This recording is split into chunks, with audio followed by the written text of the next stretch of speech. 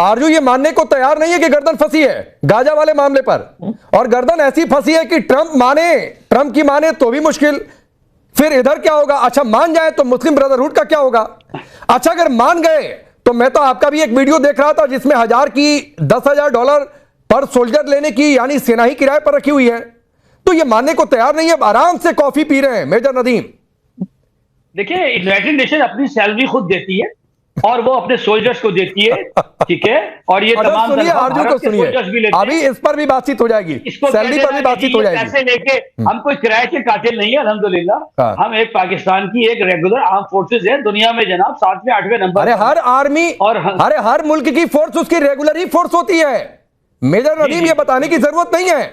आरजू को सुनिए, आरजू होती है, देखिए आपके मुल्क जी, देखिए मेरे ख्याल से पाकिस्तान ने कभी भी, हमने हमेशा से बात की है कि पाकिस्तान को अपनी इकोनॉमी पे काम करना चाहिए, जो अनफॉर्चुनेटली नहीं किया जाता। जो गवर्नमेंट भी आती है या जो लोग भी जिन पावर में आते हैं, जिनके हाथ में मुल्क चलाना होता है, वो अपना टाइम निकालते हैं, अपनी जो करप्शन करनी है वो करते हैं और उसके बाद निकल जाते हैं। इसी वजह से हम इस वक्त इस हालत में हैं कि हम अमेरिका को ना नहीं कर सकते और हमें यहाँ से ट्रुप्स भेजने ही होंगे, चाहे ये 10 दिन लगाएं, चाहे ये पूरा मंथ लगाएं, लेकिन उसके बाद आप देखेंगे कि पाकिस्तान जो है वो अपने ट्रुप्स भेज रहा है। ये जो किराए के गुंडे या कातिल वाली बात की जा रही है वो तो नहीं है, लेकिन हाँ किराए पे हम अपने फौजी जरूर बेचते रहे, पहले भी हमने किया है, अभी दोबारा हम करेंगे। अफगानिस्तान के साथ 20 साल हम पैसा पकड़ते रहे और उसके बाद हम ही जो है वो विक्टिम कार्ड भी खेल रहे हैं कि जी हमारे ऊपर तो बड़ा जुल्म हो रहा है और हमें तो बड़ा तंग किया जा रहा है, या हम तो खुद जो है टेररिज्म का शिकार हैं। तो भाई जिन चीजों के लिए आपको कहा जाता है कि आप लोग ये सब ना करें, अगर आप वही करते रहेंगे और बाद में वही चीज आपके गले पड़ जाएगी तो जाहिर उसके लिए खुद जिम्मेदार है। अब आप देख लीजिएगा, आप आज का शो देख लें, उसके बाद आप देख लें कितने दिन में ये हाँ कर देंगे और यहाँ से आरजू एक चीज मैं आपको इंटरप्ट कर रहा हूँ, एक चीज आपसे समझना चाहता हूँ। आप कह रहे हैं कि आज या 10 दिन बाद भेजना ही भेजना है। अब सोचिए कि गाजा में मुनीर ने अपनी फोर्स भेजी, पाकिस्तान की फोर्स वहां पर गई, तो इसका मतलब क्या है? किसके समर्थन में जाएगी? जाहिर सी बात है काम किसका करेगी? इजराइल का करेगी। अब जहां तक मेरी जानकारी है कि पाकिस्तान के पासपोर्ट पर लिखा हुआ है कि यह पासपोर्ट दुनिया में सबके लिए वैध है एक्सेप्ट इजराइल। अगर मैं गलत हूं तो मुझे आप बता दीजिएगा कि मैं गलत हूं। जी ऐसे तो अगर हाँ ठीक है ऐसा ही है ना, तो गाजा में जाकर किसका समर्थन करेंगे? इजराइल का, क्योंकि निहत्था किसको करना है, डिसआर्म किसको करना है? हमास को करना है।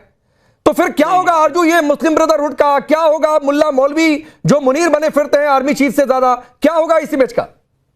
देखिए वो इमेज जो है ना उसकी तो हमें परवाह नहीं है। अगर हमें अपनी इमेज की परवाह होती ना तो हम चाइना को कह रहे होते कि वो जो मुस्लिम्स के साथ कर रहा है चाइना के अंदर, तो हमारी अभी तक आवाज उठ गई होती। लेकिन जाहिर है चाइना के साथ हमारा बिजनेस है, चाइना से हमें पैसा मिलता है, चाइना हमें सीपीसी के नाम पर जो है वो फंड करता है, जगह जगह हमें साथ देता है, तो हम वहां पर हमें ना मुसलमान नजर आते हैं और ना उनके ऊपर होने वाला जुल्म नजर आता है। तो इसी तरीके से यहाँ पर भी अगर हमारी कीमत सही लग गई, अगर हमारी बोली सही लगा दी अमेरिका ने, तो यहाँ भी हम बात नहीं करेंगे और हम इजराइल को हो सकता है किसी वक्त तस्लीम भी कर लें। कुछ इस किस्म की चीजें भी यहाँ पर चल रही हैं जो आई डोंट नो आप तक पहुंची है या नहीं, लेकिन इस किस्म की बात भी की जा रही है।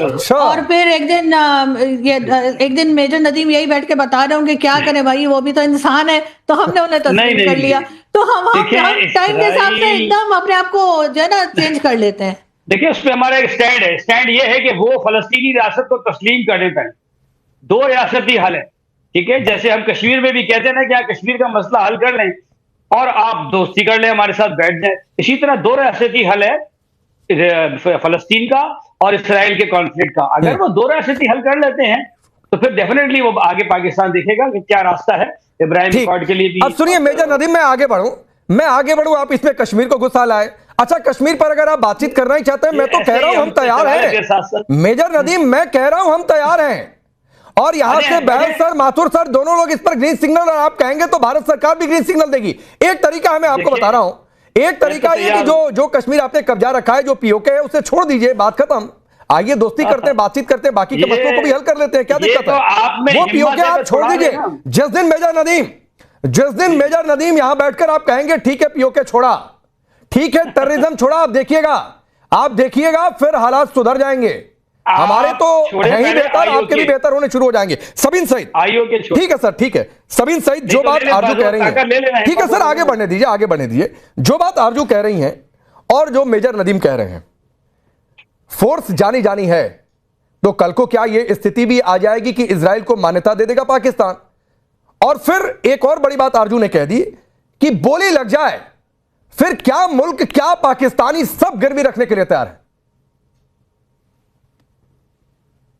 देखिए, सबसे पहले तो मोहतरमा ने जो बात की है कि पाकिस्तान इजराइल को तस्लीम कर सकता है, मैं आज आपके शो में बैठ के इन खातून को ये चैलेंज कर रही हूँ कि आने वाले वक्त में, मुस्तकबिल में, अगर कभी पाकिस्तान ने इसराइल को तस्लीम किया, खुदा न खास्ता, पाकिस्तान ऐसा करेगा नहीं, लेकिन अगर कभी पाकिस्तान ने इसराइल को तस्लीम किया, मैं आपके शो में या कि इंडिया के किसी भी शो में मुझे बुलाएगा, मैं इनसे माफी मांगूंगी। लेकिन मैं इनको ये बता रही हूँ कि अगर पाकिस्तानी, क्योंकि पाकिस्तान इसराइल को तस्लीम तो नहीं करेगा, अगर ऐसी कभी नौबत आई तो मैं इनसे माफी मांगूंगी। लेकिन इन खातून को, मैंने आपको पहले भी काफी दफा आपसे रिक्वेस्ट की है, आज भी कर रही हूँ, खुदारा इनके साथ पाकिस्तान का झंडा मत लगाया कीजिए। ये वो लोग हैं जो पाकिस्तान के नाम पर कलंक हैं और ये गद्दार हैं एक तरह से ये लोग। माजरत, मैं बतौर पाकिस्तानी इनको एक्सेप्ट नहीं करती। अब आपका आई गेस टॉपिक था आसिम मुनीर के हवाले से कि वो कौमी फौज तैनात करने जा रहे हैं, उस हवाले से देखिए, ये बात अभी छिड़ी है।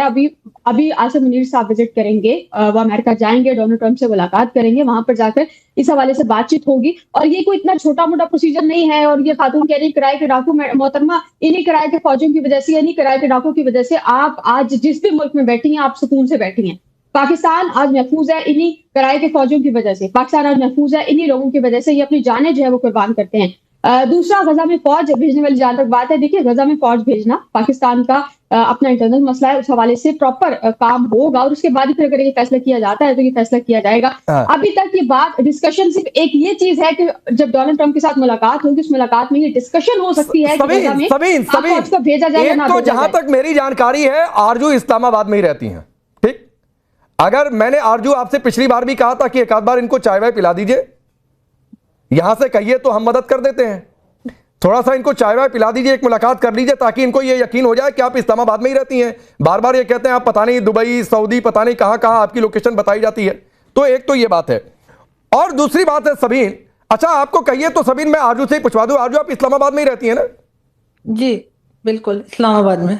कभी चाय वाय पिला दीजिए मैडम इनको, सबीन को, एक आध बार मेरी रिक्वेस्ट है, सबीन सईद को चाय बिस्किट। मोहतरमा टाइम दे, मोहतरमा मुंह ना छुपाएं तो मोहतरमा को हम इनवाइट करेंगे।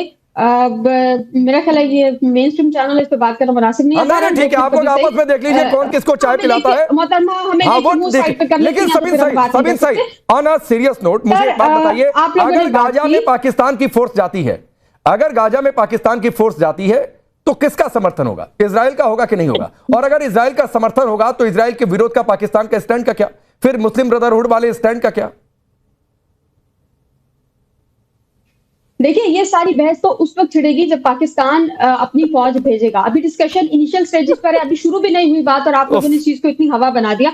अगर पाकिस्तान वहां पर जाता है तो डेफिनेटली हम अपने गजा के जो लोग हैं उनको प्रोटेक्ट करेंगे। लेकिन यहाँ पर भी बहुत से ऐसे लोग हैं जो ये कह रहे हैं कि पाकिस्तानी फौज को गजा में जाना चाहिए, क्योंकि नो डाउट अभी समर्थन करने लगी अपनी आवाम। माथुर सर, अब आपको लेकर आता हूं, सबीन सईद के सुर तो इसी शो में बदलने लगे कि बहुत सारे लोग हैं जो समर्थन कर रहे हैं कि गाजा में जाना चाहिए। अच्छा माथुर सर, मुझे एक बात बताइए, अगर ये तो ट्रंप ने मूड बना रखा है कि गाजा पीस फोर्स भेजनी है और उसमें मुनीर को उन्होंने कह भी रखा है, मुझे सर ये समझाइए या सबीन सईद को समझाइए, मैं तो समझा हुआ हूं कि अगर ट्रंप की मुनीर नहीं मानेंगे तो नुकसान क्या होगा?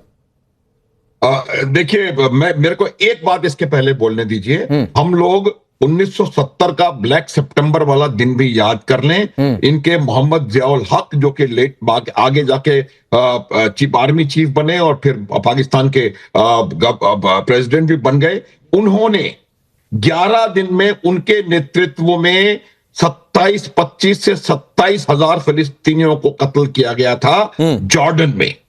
तो ये पाकिस्तान का इतिहास रहा है कि वो कुछ भी कर सकते हैं। उनको पता होना चाहिए कि किस प्रकार से उनको लाभ मिल सकता है। ये फिलिस्तीनियों की बात जब से आजाद हुए हैं तब से फिलिस्तीन की बात चल रही है, और यही लोग हैं जितने लोगों का 20 साल में इजराइल ने फिलिस्तीनियों को नहीं मारा, उससे ज्यादा फिलिस्तीनियों को जियाउल हक के नेतृत्व में 1970 में ब्लैक सितंबर के दौरान मारा गया था। पहली बात। दूसरी बात मैं आपको बताता हूं, बिल्कुल साफ है कि ये 3 बार असीम मुनीर का अमेरिका जाना, ये उनका, मेरा ये मानना है कि ये जाना नहीं है, 3 बार अमेरिका में असीम मुनीर को बुलाया गया है, ये बुलाना कहिए आप प्लीज, बुलाया गया है और हर बार उनसे कोई ना कोई कीमत वसूली गई है। चाहे वो 12 जून का विजिट हो, वो 12 जून का विजिट ऑपरेशन सिंदूर से काफी पहले निश्चित हो चुका था। 12 अप्रैल को ट्रंप ने ईरान को 30-60 दिन की मोहलत दी थी, जो कि 12 जून को खत्म हो रही थी, और 12 जून को उनको असीम मुनीर की अमेरिका में आवश्यकता थी ताकि वो ईरान के मसले पर, तो ये जितनी बार असीम मुनीर वहां जा रहे हैं वो उनको बुलाया जा रहा है, और अभी भी उनको सिर्फ इसलिए बुलाया गया है क्योंकि पाकिस्तानी फोर्स की गाजा में आवश्यकता है ट्रंप को, और ये ट्रंप ने पहले से निर्णय ले रखा है कि गाजा में पाकिस्तानी फोर्स जो भी एक और तरीके से देख सकते हैं। उजमा करदा, लेट मी फिनिश, फिनिश करिए। और जहां आपका जो प्रश्न है इनको नुकसान क्या होगा, ये जितने भी कंसेशंस पाकिस्तान को अमेरिका असीम मुनीर के मार्फत दे रहा है, वो तमाम कंसेशंस इस बात को ध्यान में रख करके दिए जा रहे हैं कि वो पाकिस्तान गाजा में अपनी सेनाएं भेजेगा। अगर इसको सेना भेजने के लिए उन्होंने मना किया तो आप देखेंगे कि आने वाले समय में किस प्रकार से ट्रंप इनकी आर्म ट्विस्टिंग करेगा, इस प्रकार से ट्रंप जो अभी नहीं, वो ट्विस्टिंग तो अभी से हो रही है सर, वो ट्विस्टिंग अभी से हो रही है, उस पर मैं आगे बातचीत करूंगा। वो ट्विस्टिंग अभी से हो रही है, लेकिन उजमा करदर जो बात माथुर सर ने कही है, एक तस्वीर याद आती है। आप लोगों ने बड़ा सीना ठोंक कर कहा कि लंच करके आए हैं, जबकि वो लंच तो शहबाज शरीफ का हक था ट्रंप के साथ करने का, जो मुनीर करके आए, खैर कोई भी करके आए। उस लंच का बिल चुकाने का समय आ गया है। जो उस लंच में बातें हुई थी तो बिल होता है ना, आप रेस्टोरेंट में जाइए और आप लंच ऑर्डर करते हैं, डिनर ऑर्डर करते हैं, तो बिल भरना होता है। तो बिल भरना क्या है कि गाजा में फोर्स भेजिए। अब अगर नहीं माने और ट्रंप ने, मुनीर ने अगर मना किया कि हमें बिल नहीं भर सकते साहब, हम तो कंगले हैं, नहीं भर सकते हैं, तो होगा क्या जो माथुर सर कह रहे हैं, सहायता बंद हो जाएगी, टैरिफ जो अभी थोड़ा सा है वो ज्यादा बढ़ जाएगा, सैन्य सहायता जो बची कुची है बंद हो जाएगी। कुल मिला जुलाकर स्थिति यही है कि आपको खुद को नीलाम करना है। देखिए, मुझे बिल्कुल समझ आ रही है, आप लोगों को बेइंतहा तकलीफ हो रही है और आप बहुत इस वक्त जो है वो दुख में है कि अमेरिका और पाकिस्तान के जो ताल्लुकात हैं वो इतने अच्छे क्यों हैं, वहां पे इतनी जबरदस्त स्ट्रेटेजिक रिलेशनशिप इनकी बिल्डअप हो गई है। डोनाल्ड ट्रंप जो है वो मैं अब भूल गई हूँ कितनी दफा उन्होंने हमारी पाकिस्तान की और हमारे फील्ड मार्शल की और हमारे प्राइम मिनिस्टर की तारीफें की हैं। वो जब मुंह खोलते हैं तारीफ करते हैं। अब आपका दिल जलोगा, अब क्या हम इलाज कर सकते हैं? ये आपने आरजू को तो लाके बिठा दिया, पता नहीं है इस्लामाबाद आरजू से क्यों इतनी आरजू से क्या अदावत है उजमा करदर? हाँ, वो जैसे आपको बुलाया, जैसे सबीन को बुलाया, वैसे ही आरजू को भी बुला लिया, वैसे ही मेजर नदीम को भी बुला लिया। हाँ, मेरी बात तो मुकम्मल होने देना। नहीं, एकदम मुकम्मल करिए। बोलते हैं तो बात तो मुकम्मल नहीं हो सकती है ना। ये आरजू जो है बैठी जो बोलियां लगा रही हैं, इनको अलिफ से बे कुछ नहीं पता पाकिस्तान के मुतालिक। इनको ये कोई फॉरेन मिनिस्टर बैठी हुई है पाकिस्तान की, जो ये पाकिस्तान के बिहाफ पे स्टेटमेंट्स दे रही हैं, फलानी बोली लग जाएगी, फलानी बोली लग जाएगी। वो आप अपने मुतालिक गौर करें कि भाई आप अगर बोलियां लगवा रही हैं तो ये कहाँ से बोलियां लगेंगी। देखिए, पाकिस्तान जो है वो डे 1 से वो फलस्तीन के पीछे खड़ा है और हम खड़े रहेंगे। हमारा दो टोक फैसला है कि जो जेनोसाइड हो रहा है, जो कत्ल गारत हो रहा है, जो मासूम जानों को वहां पे जो शहीद किया जा रहा है, पाकिस्तान जो है वो अपनी पूरी कौम जो है वो इस वक्त फलस्तीन नहीं, गाजा में सेना भेजकर कौम के पीछे कैसे खड़ी रह जाएंगी उजमा करदर? मुझे नहीं समझ में आ रहा है ये। वहां जाकर इजराइल से लड़ेंगी गाजा में कि हमारे से लड़ना है? ये आपके दिमाग का खलल है। मेरे दिमाग का क्या खलल है? ये आपके दिमाग का खलल है। आप एक खुद ही चीज इमेजिन कर लेते हैं जिसका वजूद ही कोई नहीं। अभी अगर जा रहे हैं हमारे फील्ड मार्शल अमेरिका, आपको क्या पता कि वो क्या करने जा रहे हैं? गुलामी करने? क्या पता उनका क्या एजेंडा है? गुलामी करने, टुकड़े बटोरने, इतने के लिए ही जाते हैं। आप तो अपने दिमाग से कुछ स्पिन स्टोरी बना लेंगे और फिर इसको जनाब आप झूठ को और डिसइंफॉर्मेशन को आरजू, चूंकि बैठकर मैं आ रहा हूं, आरजू 30 सेकंड जरा इनको रिप्लाई करिए। बार बार आपका इन्होंने नाम लिया और एक तो आपसे बड़ी न जाने क्या अदावत है, सबीन को भी अदावत, नदीम को भी अदावत, उजमा जी को भी अदावत है, आपको पाकिस्तानी नहीं मानते हैं, खैर चलिए ये आप लोगों का विषय है। अभी भी उस शिकस्त से आप निकले नहीं, फिर आप चली गई, किसकी शिकस्त, काहे की शिकस्त? सुनिए आरजू को सुनिए। एक मिनट, ये तो देखिए मेरे ख्याल से पाकिस्तान को किसी भी और की जंग में नहीं पड़ना चाहिए। पहले ये अफगानिस्तान की जंग में पड़े और उसके बाद ये हम नहीं कह रहे, ये एक बिल्कुल हकीकत है कि हमने डॉलर पकड़े और हम अफगानिस्तान की जंग में कूद गए। अब वही चीज हम जाकर गजा में करने जा रहे हैं और अफगानिस्तान के साथ आज हमारा क्या प्रॉब्लम चल रहा है सब जानते हैं, और फिर आगे वही प्रॉब्लम हमें जो है वो दोबारा देखने को मिल सकता है। मैडम मेरी बारी है, मुझे सुन तो ले, मुझे सुनेंगी नहीं तो मुझे बुरा भला कैसे बोलेंगी? एक्सेप्ट कर लेंगे। अरे मेरी बात तो सुन ले, फिर मुझे बुरा भला कहिएगा ना। से खुदारा हटा दें, ये हमको हरगिज बर्दाश्त नहीं है कि आप इनके पीछे पाकिस्तान का झंडा लगा दें। नहीं, ये किसी सूरत आप उजमा करदार मत आरजू की सूरत पर जाइए। अच्छा, जब तक उजमा करदार जो है वो मेरे YouTube चैनल पे आ चुकी है, मेरे टीवी चैनल पे आ चुकी हैं, हर जगह बैठी होती है, यहाँ कह रही है झंडा मत लगाओ। मतलब अजीब बात कर रही है मैडम। अगर कोई आपसे हटके बात करेगा तो आप कहेंगी झंडा मत लगाओ। फिर आप मेरे YouTube चैनल पे क्यों आई थी? फिर आप मेरे टीवी चैनल पे क्यों आई थी? मतलब वहां भी झंडा लगा था यार। कमाल के लोग बुलाते हैं आप लोग कि ये बजाय अपने आर्गुमेंट से किसी को। चलिए उजमा करदार प्लीज, मैडम एक तो आपको एक्सपोज कर दिया आपने कि आप इनके YouTube चैनल पर जाकर बैठ जाती हैं, यहाँ पर आकर कहती है कि पाकिस्तान क्यों लिख दिया। तो रुक जाइए, ये रेडियो कमेंट्री का शो नहीं है मैडम।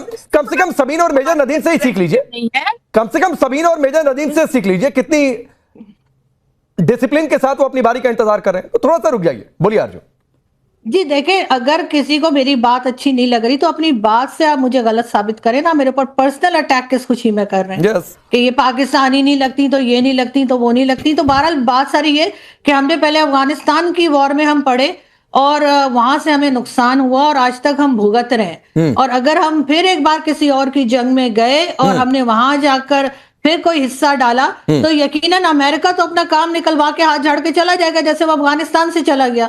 तो ये ना हो कि हम जैसे कहते हैं ना कि नजदीकी फायदे से पहले दूर का नुकसान देखना चाहिए। तो ये ना हो कि बाद में फिर हमें कोई नुकसान हो कि हम गजा पहुंचे और बाद में हम भुगतते रहे जो हम अफगानिस्तान के साथ भुगत रहे। ठीक है, अब बहल सर आपके पास आता हूं, माफी के साथ थोड़ी देर से आया आपके पास।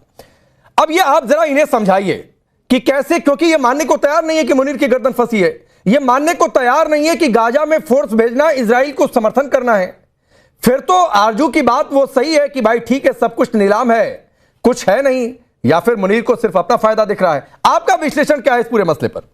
मैं एक पंजाबी की कहावत कहता हूं, एक साइड ता खूहेगी तो दूसरी साइड ते खाई। मतलब एक साइड पे पूरे का पूरा कुआं है तो दूसरी साइड पे खाई है, वो बेचारा करे तो क्या करे। अब जब इतनी इंपॉर्टेंस सडनली ट्रंप से मिल गई, जो $686 मिलियन उनको F-16 के मिले हैं, और जो एक साइड से उनको हमेशा लगता है कि इनकी साख पाकिस्तान की ऊपर जा रही है। लेकिन अगर मैं कहूं तो ट्रूली कहूं तो आरजू जी ही एक वो है जो कि ट्रू पाकिस्तानी है, जो समझती है कि प्रॉब्लम कहां है, पॉलिटिकल ऑटोनॉमी में है। एक सबजुगेशन हो चुकी है पॉलिटिकल लीडर्स की। कहीं पे भी एक जगह होता था, कम से कम एक फसाद था कि वो पॉलिटिशियन जो है वो कठपुतली है, लेकिन अब तो डिक्टेटर पूरी तरीके से बाहर। ऐसे डिसीजंस जो लिए जाते हैं अलग अलग देशों के अंदर, वो उनके पॉलिटिकल लीडर्स लेते हैं, एक मुनीर नहीं लेता है, एक आर्मी का चीफ नहीं। हमारा तो आर्मी का चीफ देखिए बिल्कुल ऐसी चीजों में बातचीत नहीं करता, वो जो भी कहता है हमारी पॉलिटिकल लीडरशिप जो कहेगी। लेकिन यहाँ पे मुनीर कहता है जो मैं कहूंगा वो ही मानेंगे। और अगर इनको जो प्रोटेक्शन की बात कर रहे थे ये मुस्लिम्स की, इससे पहले मैं एक चीज बोलना चाहता हूं उसके बारे में कि ट्रंप इनको क्यों चूज कर रहा है।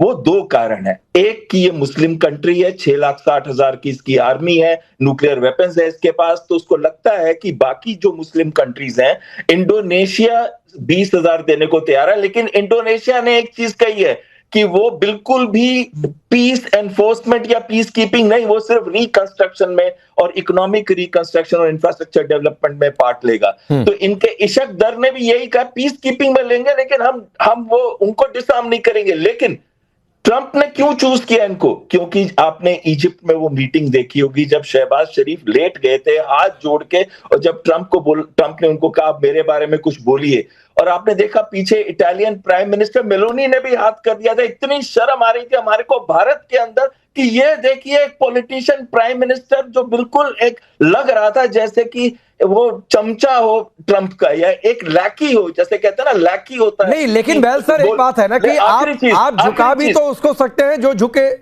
या फिर जो झुकने की कंडीशन में हो। नहीं, इसमें एक चीज कहना चाहता हूं मैं, बड़ी अहम है। उनको ये पता है ट्रंप को कि कल अगर ये लोग 20,000 की सेना देते हैं, चाहे $10,000 पे दें या कितने में भी दें, तो जो मैं इनको कहूंगा ये करेंगे। मुनीर को कहूंगा तो मुनीर करेगा, शहबाज शरीफ को कहूंगा तो वो करेगा, अगर वो कहेंगे डिजाम करो तो ये डिजाम भी करेंगे। आज बोल रहे हैं नहीं करेंगे। आपको अगर मैं याद दिला दूं 1971 की, मैं उनको 1971 की याद दिला दूं, मुस्लिम को मारा था बांग्लादेश के अंदर, लाखों महिलाओं के साथ दुष्कर्म किए थे, ये वही पाकिस्तान आर्मी है। 25,000 फिलिस्तीनियों को इन्होंने मारा था 1970 में जॉर्डन के अंदर। ईरानियंस को बेच आए थे कि हमारी एविएशन एयर स्पेस ले ले। ये कौन से पॉलिटिशियन है, इनको शर्म भी नहीं आती कि अपने देश की साख के लिए लोग जान दे देते हैं। आपके प्राइम मिनिस्टर ठीक है, मैं आगे बढ़ता हूँ। मेजर नदीम आपके पास आता हूँ जो बहल सर ने कहा, लेकिन उससे पहले सबीन सईद एक कमेंट आपका। एक मिनट सर, एक मिनट उज्ज्वल जी रुक जाइए। सबीन सईद, ये आपके मुल्क की तारीख में है, और ये मैं नहीं कह रहा हूं, आपके वजीर आजम, आपके डिफेंस मिनिस्टर, ये सब लोग कह चुके हैं कि हमने अमेरिका के कहने पर बहुत सारे डर्टी काम किए हैं, टेररिस्ट को ट्रेंड किया है। ठीक है, जब किया तब किया। रुक जाइए उज्ज्वल जी, जब किया तब किया। अब एक बार फिर से आप डर्टी ट्रिक करने जा रहे हैं अमेरिका के कहने पर आप लोगों की भाषा में, तो फिर हालाते अंजाम क्या होगा? आपको ये किसने कहा कि ये डर्टी ट्रिक अमेरिका ने हमें कही है? देखिए, पाकिस्तान जो कुछ करता है, हम एक आजाद मुल्क हैं, हम अपने मुल्क के लिए क्या सही है क्या गलत है हमें पता है। और अगर पाकिस्तान के अगर आसिम मुनीर अमेरिका जा रहे हैं, डोनाल्ड ट्रंप से मुलाकात के लिए जा रहे हैं, तो उनको पता है कि उन्होंने वहां पर जाकर क्या करना है। आप लोगों के जिस किस्म के ब्रिगेडियर और उस लेवल के बंदे यहाँ पर बैठे होते हैं, माजरत के साथ मैं मैडम प्लीज मैं रोक, आज मैं किसी को टोक नहीं रहा हूँ, मैं आपको टोकता हूँ। ये किस किस्म के ब्रिगेडियर? मैंने मेजर नदीम को तो कहा नहीं कि किस किस्म का मेजर बिठा रखा है, कैसे किस किस्म के मेजर बना रखे हैं। मेजर आपके यहाँ का फील्ड मार्शल मुनीर मौलवी ज्यादा बनता है, मैं उस पर टिप्पणी तो कर नहीं रहा हूं, तो मत बौखलाइए मैडम इतना। दुनिया जानती है कि गाजा में स्टेबलाइजेशन फोर्स कौन बना रहा है, किसने इसका दुनिया के सामने ऐलान किया है? ट्रंप ने ऐलान किया है। आप आंखें बंद कर लेंगी तो रात और अंधेरा नहीं हो जाएगा। और मुनीर की इस मुलाकात का ये पूरी दुनिया जानती है कि पहला बड़ा एजेंडा यही है कि वहां पर पीस फोर्स में जाना है। बीच में नहीं बोलिए, हाँ ठीक है, मैं बीच में नहीं आता, तो मत कहा करिए। फिर आप अपनी मुल्क में अपनी सेना को देखिए, किस किस्म की सेना है जो साबुन तेल का संदेश देती है। हमने तो नहीं कहा आप झूठ बोल रहे हैं, हमने तो नहीं कहा कि आप झूठ बोल रहे हैं। सभी अपनी बात पूरी करिए। प्रोटेक्ट करता है 30 लाख मुस्लिम। मुझे तो हैरानगी ये है कि पाकिस्तान में रहते हुए हमें इतनी टेंशन नहीं है कि क्या कुछ हो रहा है भारत में। आप लोगों को जंग आप लोग हारे, अपनी फौज पर ध्यान दीजिए बजाय इसके कि हमारी फौज पर नजर रखिए। हर हमारी फौज की इतनी चीज जो शायद बतौर सहाफ़ी मैं उस चीज को नोट नहीं कर पा रही होती, इतनी बारीकी से नहीं पढ़ पा रही होती जितना आप लोग पढ़ते हैं। इतना इंटरेस्ट भैया आप लोग हमारी, अगर मुस्तकबिल में आप लोगों को पाक फौज की खिदमत चाहिए तो आप लोग बताइए, हम आएंगे। और अगर आप लोगों की खुदा ना कहता किसी मुल्क के साथ जंग होती है तो हम उसमें ये ना करें। देखिए कूड़ेदान से मदद कौन लेता है, आप इस बात को समझिए ना। जो जिस आर्मी के 92,000 सैनिकों को बहस कर घुटने टिका दिया गया हो और मुल्क के 2 टुकड़े किए जा चुके हो, ये नौबत आ सकती है क्या? मैं फोटो देख रहा था विजय दिवस के अंदर जब उन्होंने पेंटे उतार रखी थी। अरे कितने शर्म की बात है, 93,000 सोल्जर्स के होते हुए आप सरेंडर कर रहे हैं। अरे भारत का वो सोल्जर है AI से बनी फोटो तक लड़ता है। एक मिनट बहस सर, सबीन सईद आप बहुत गंभीरता से बातचीत करती हैं, लेकिन 92,000 सैनिकों का सरेंडर आप कह रही है AI से बनी फोटो है। आप लोगों का मसला यह है कि आप लोग रिसर्च उस हिसाब से करते नहीं है। नहीं क्या फिर वही बात है। अच्छा मेजर नदीम, 92,000 सैनिकों ने सरेंडर किया था कि नहीं? हाँ या ना? एक मिनट, 71 में 92,000 पाकिस्तान के सैनिकों ने सरेंडर किया था कि नहीं? देखें, पहली बात तो ये है कि वो कोई भी उसकी लीगल वैल्यू नहीं है। पहली बात तो ये कि पहले ये बता दो लीगल वैल्यू है या नहीं है, बाद में देखेंगे। मैं आपको बता रहा हूं, इसलिए कि आपने एक सोवरेन स्टेट की बॉर्डर को क्रॉस किया, आतंकवाद कंट्री के तौर पर एक्ट किया, और दो भाइयों की लड़ाई में घुसकर एक भाई को आपने बरगलाया और ये हमारे सैनिकों को वहां पर जो है वो घेरा। हम 3 साइड से इंडिया से आप घिरे हुए और ये आज भी वो सलामत है, हमारा रास्ता है, लाखों का हमारा रास्ता है। दुष्कर्म किया नहीं, महिलाओं के साथ किया था कि नहीं किया था? आपको कुछ नहीं मिला, जाके वहां पे क्या किया था आप नहीं बता सकते क्या? सर जी आप जो है अपनी ये उतार के टोपी चेक करें कि ब्लू स्टार क्या हुआ था, कहां आप लोगों की इन्होंने उतार के ये सारे। अरे ब्लू स्टार का इससे कोई लेना देना ही नहीं है। मेजर नदीम सुनिए, भड़काने की यहाँ पर किसी को जरूरत नहीं है, टोपी नहीं है, पगड़ी है और हिंदुस्तान में पगड़ी हर सिख का सम्मान है, गर्व का विषय है। नहीं इतनी समझ में आती है तो आप अपनी सोच अपने दायरे तक रखो। लेकिन सबीन सईद, ये एक फोटो है, मैंने 16 तारीख को भी दिखाई थी, आज भी आपको दिखा रहा हूं, और ये कोई एआई बनी फोटो नहीं है। आप जाकर मुल्क की तारीख में और थोड़ा सा रिसर्च और कर लीजिएगा, आप अपने आर्मी के पास जाकर या कोई अधिकारी या मेजर नदीम से अलग से मिल लीजिएगा, बाकायदा सरेंडर के पेपर साइन हुए थे, सब कुछ लिखा हुआ है उसमें, वो भी जाकर पढ़ लीजिएगा कि किसने किसके सामने सरेंडर किया था। तो मत कहा करिए कि ये एआई वाली इमेज है, ये वैसी इमेज है, फिर आप खुद हंसी का पात्र बन जाती हैं। आप कई बार बहुत गंभीर बातचीत करती हैं और तर्कों पर आने की कोशिश करती है, लेकिन नहीं है ऐसा। चलिए वक्त इतना ही है, लेकिन हाँ, ये बौखलाहट मुनीर के गर्दन फंसने को लेकर ये समझ तो आई गई। आप सबका बहुत बहुत शुक्रिया।